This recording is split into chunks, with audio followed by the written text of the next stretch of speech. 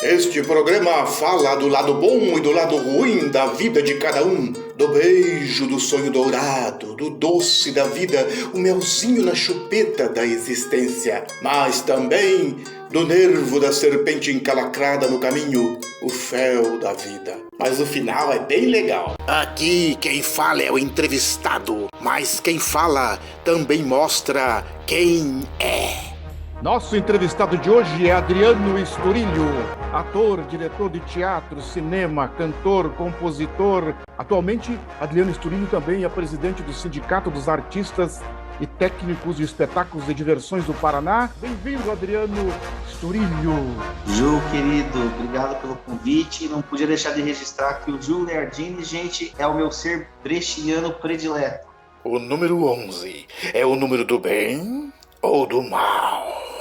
Eu não tenho nenhuma espiritualidade, não acompanho muito isso, mas o pouco que eu leio e que eu sei a respeito me traz bons sentimentos sobre o número 11, né? A ideia de ser um número que tem a ver com a colaboração mútua, com o idealismo, com a clarividência, sempre com cuidado com o perfeccionismo que também traz o número 11, porque a gente não pode...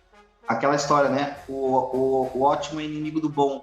Eu sou daqueles que passou a gostar de futebol vendo as crônicas do Nelson Rodrigues. Então, o número 11 sempre me lembra aqueles artilheiros como o Romário, por exemplo, na Copa de 94. Como andam as suas asas? A gente está num momento, né, Ju, que parece que todo mundo quer que a gente recolha um pouco as nossas asas para se isolar e para não voar, né? Mas, na imaginação, as asas continuam à solta, apesar desse momento de pandemia maluco que a gente tem.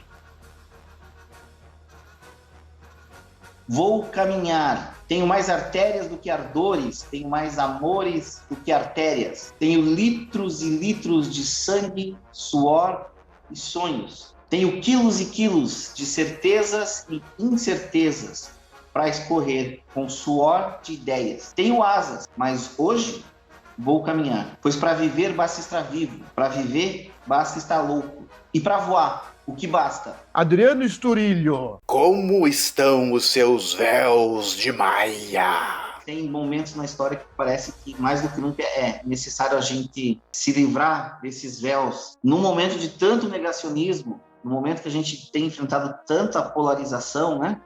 Mais do que nunca a gente precisa abrir mão desses véus aí. Eu acho que nós, como artistas, a gente tem uma obrigação de lidar com esses véus, mas eu tenho tido cuidado de não ser agressivo. Não adianta a gente arrancar esses véus dos nossos à força, principalmente não adianta a gente tentar arrancar os véus dos nossos pares, dos nossos familiares à força.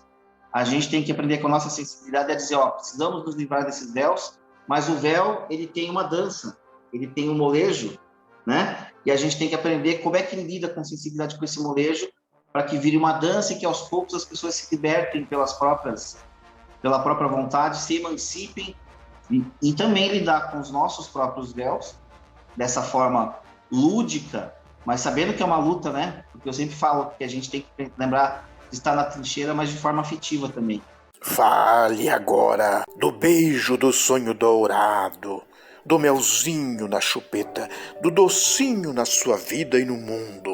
Para mim sempre ficou muito claro que eu me entendi como pessoa, como ser humano, acho que tem muito a ver de você buscar entender para que você veio aqui, né? Por que estamos aqui? E para mim, encontrar esse lugar inevitavelmente passou pela trajetória artística.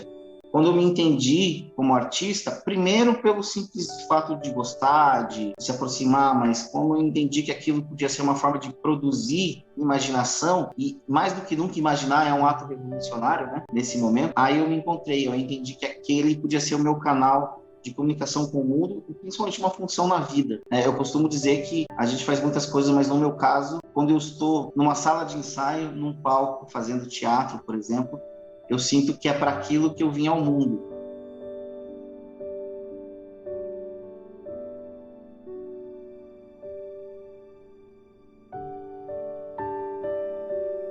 Para mim, o encontro da arte teve muito próximo também sempre do encontro com a política. Então, a arte e a política chegaram para mim muito cedo na escola. Participei do teatro de grupo, hoje em dia participo do TEM, de vários coletivos que debatem essas questões da política pública de cultura. E não à toa hoje eu estou no sindicato, que é um espaço em que a gente tenta trabalhar pelo coletivo, através das políticas públicas, mas é um espaço em que eu pude unir essas duas paixões, essas duas razões de vida, a arte e a política. Fale agora do nervo da serpente encalacrada na sua vida, na mão do cramunhão, do fel da vida. Ju, eu diria o seguinte, a gente vive um momento de revés e retrocesso muito grande para a nossa categoria, né, enquanto trabalhadores. Os artistas, os fazedores e fazedoras de arte e cultura viraram um dos alvos preferenciais desse atual governo federal que nós temos, né? Uhum. Nós, os professores, estamos na linha, no alvo, nós estamos no alvo desse pensamento. Infelizmente, na minha leitura, esse pensamento em geral ele se repete muito especialmente a nível estadual, né? Então, a gente está num momento muito difícil. A gente veio aí de alguns anos em que a gente teve alguns avanços e que a gente, de forma equivocada, se acomodou, achando que já estava com a fatura ganha, né? Já havia conquistado um espaço aí para a arte e para a cultura que era definitivo, e aí subiu um pouco a cabeça, talvez. A gente perdeu a mobilização, a gente começou a brigar entre nós um pouco por achar que já estava com tudo garantido, e hoje o fato a gente andou muito para trás, né? E nesse momento, mais do que conseguir avançar, Ju, a gente tem tentado reduzir os danos, né? Uhum. Diminuir o estrago dessa perseguição e desse governo negacionista que nega a ciência e também nega a arte, nega a cultura, né? Não há interesse por parte dos nossos governantes atualmente, há pouco interesse para que isso aconteça. Eu acredito muito porque o resultado disso seria um país que investe em arte, assim como um país que investe em tecnologia, ele avança e ele emancipa. Não interessa ao poder público conservador que a população tenha acesso à arte e à cultura, assim como não interessa que tenha acesso a uma educação que avance, né? Isso eu acho que é mais uma fake news, né, Ju? Que a gente está num momento tão pesado, tão conservador, que parece que você defender conceitos básicos como ciência, como conceitos de humanismo, como acesso das pessoas aos bens culturais, vira sinônimo de comunismo ou coisas assim. Pedir para que se cumpra a Constituição, né? A Constituição diz lá, por exemplo, na nossa área, que a população tem direito de acesso à cultura. Isso está na Constituição Cidadã de 89. Quem escreveu a Constituição de 89 não foi o Partido Comunista. E nós que estamos aí no campo da arte, no campo da educação, que tem um pensamento um pouco mais progressista, e mais que progressista, um pensamento humanitário, né? A gente não soube reagir a isso e a utilizar também as redes sociais ainda de uma forma a diminuir esse espírito de fake news. Quando eu era mais novo, eu tinha muito, e cresci muito com essa visão, com essa ideia de que o artista é um ser iluminado. Com o tempo, eu comecei a mudar um pouco essa visão. Eu acho que, mais do que nunca, é importante a gente entender que o artista, ele é um trabalhador. Ele tem um ofício, que é importante. Assim como é importante o ofício do engenheiro, e nós vamos ter bons engenheiros, maus engenheiros, vamos ter engenheiros que vão fazer diferença para o mundo, para o macro e para o micro. Nós vamos ter também médicos que fazem toda a diferença no dia a dia, né? Essa iluminação, esse que tem a ver com a ideia de atendimento ao coletivo, ela está em vários ofícios. Ela não é uma coisa só de nós artistas. Então, hoje em dia, eu gosto mais de ver o artista como um trabalhador, uma trabalhadora, um fazedor de um ofício que é importante para a população. E, ao pensar nisso, a gente tem que entrar no lugar de entender que o que a gente faz, a gente é instrumento, né? A arte, ela é feita e deve chegar na população. Eles são o fim. Quando a gente se coloca como um ser iluminado, às vezes a gente pode cair na cilada de começar a fazer uma arte para nós mesmos só.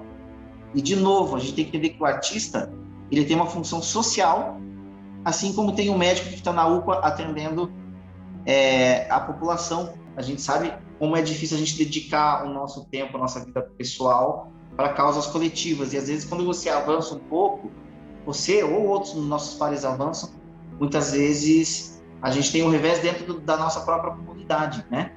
É sempre bom lembrar que nós somos poucos para se dividir.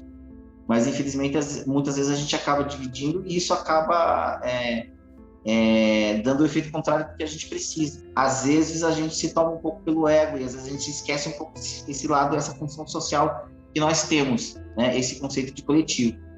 Então isso me incomoda, né? Eu entrei nessa batalha também na política com esse pensamento, de entender que a gente precisa ocupar esses espaços por artistas, mas precisa ocupar com um olhar que seja coletivo. O momento é difícil, o momento é de revés, mas a gente não pode deixar de militar. Então a gente precisa continuar mobilizado. Repito, com o governo que nós temos hoje, com o governo federal e estadual, em especial que nós temos hoje, a gente precisa se mobilizar e não pode deixar que fake news e questões individuais tirem o nosso foco do coletivo. Agora, bote a boca no trombone. A gente precisa ocupar cada vez mais os espaços da política, porque só interessa a quem já está nesse lugar de poder há muito tempo. Só eles interessa o discurso falso de que a política necessariamente é um lugar sujo, é um lugar para quem é mal intencionado. Isso só interessa para quem é mal intencionado, que já está lá.